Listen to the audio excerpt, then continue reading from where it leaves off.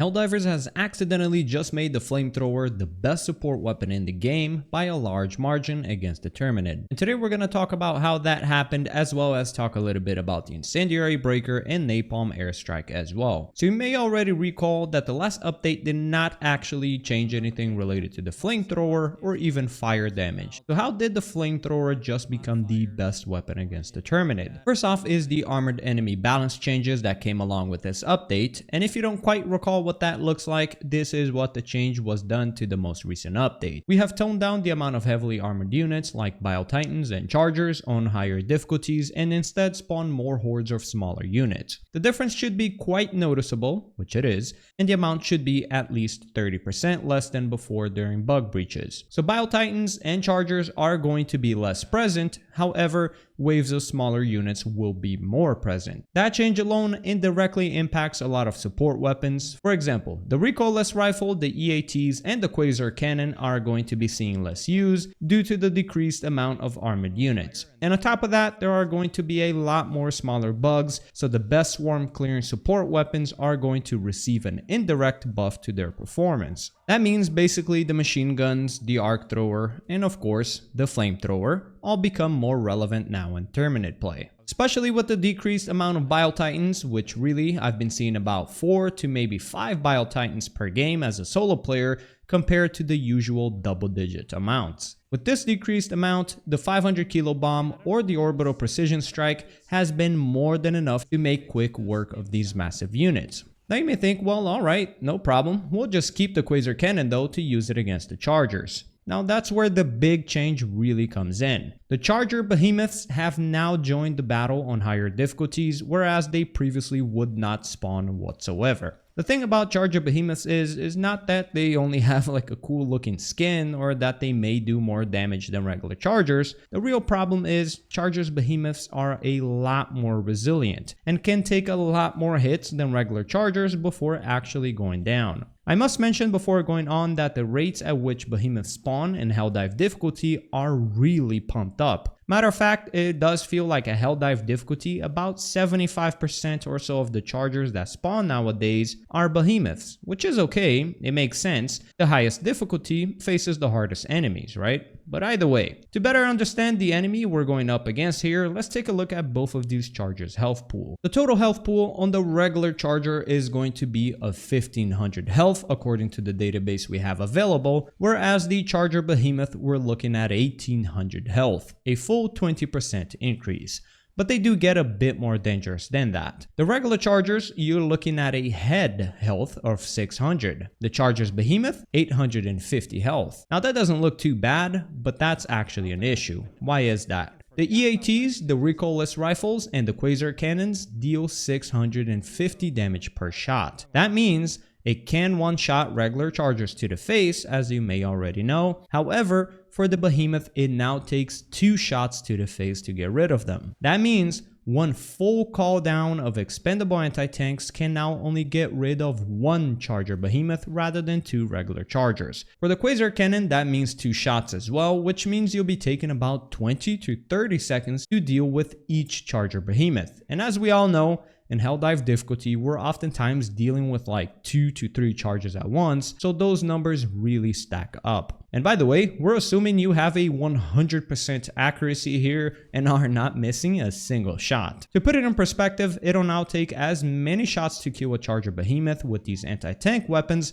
as it will take to kill a full health Biotitan by landing headshots. Alright, so we know their face is a no-go. What about shooting their leg armor off and then shooting their unarmored legs? Well, something really weird happens here. Their leg armor can be broken off with 1 shot, but not all the time. What do I mean by that? As I was playing on Helldive difficulty yesterday, I was noticing some shots were blowing up the Behemoth's leg armor in 1 shot, whereas other times it would require 2. I thought maybe it had something to do with the angle I hit its leg with my shot, but I came to find that this is not the case. So as you can see here in this gameplay, as I shot these Behemoth's legs to try to blow up their armor was still intact after the first shot. However, here's the weird part. If you move forward as you shoot your Quasar cannon shot, it gets rid of their leg armor in 1 go. And yes, that can apply if you move forward and diagonally as well. So yeah, that's a whole load of nonsense, but that's what's going on right now. Surely it's a glitch and will be fixed soon, and I'd assume one-shotting their leg armor will be more consistent later on. So yes, you could shoot their leg armor off, then finish off their legs, but still, that's going to take far longer than just one-hitting the charger's head off, and it's going to require a lot more skill to juggle between popping their leg armor, finishing off their legs, while maintaining control of the ever-growing hordes of bugs coming at you. Now the arc thrower in all this also suffers very hard. The charger's behemoths have 100% durability in their face armor, whereas the regular charger only has 75%. Simplifying that in simple shot counts, it takes 6 shots to kill a regular charger with the arc thrower, which made it fairly effective at that. But guess what? It now takes 17 shots to deal with a charger behemoth, pretty much taking the arc thrower out of the S tier or A tier way back down to maybe B to C tier. Now the arc thrower can only really handle small and medium units and the weak version of the charger, but it's not gonna be much better than that. But then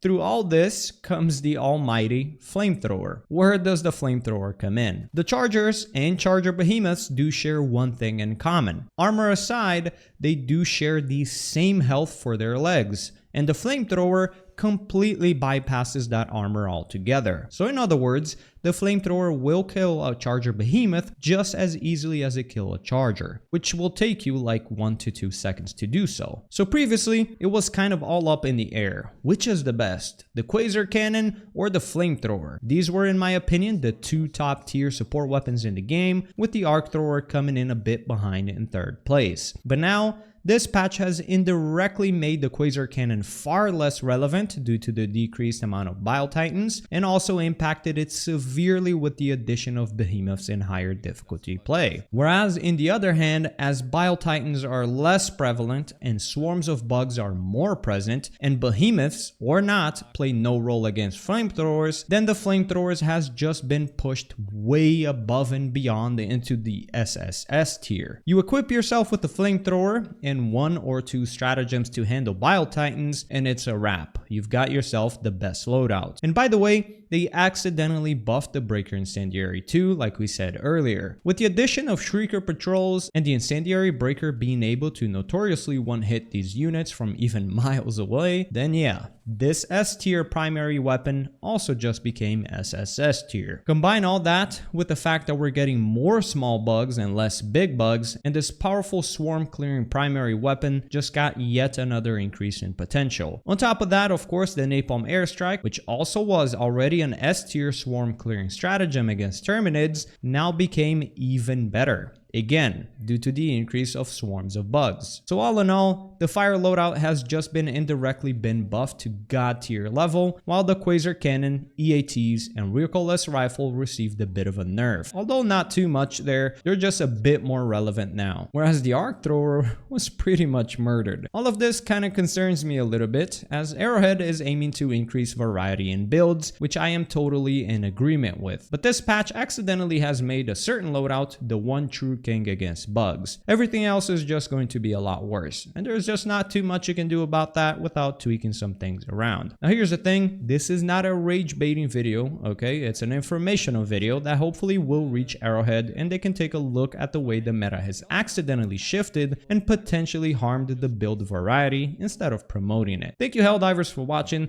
I'll be catching you legends on the next one.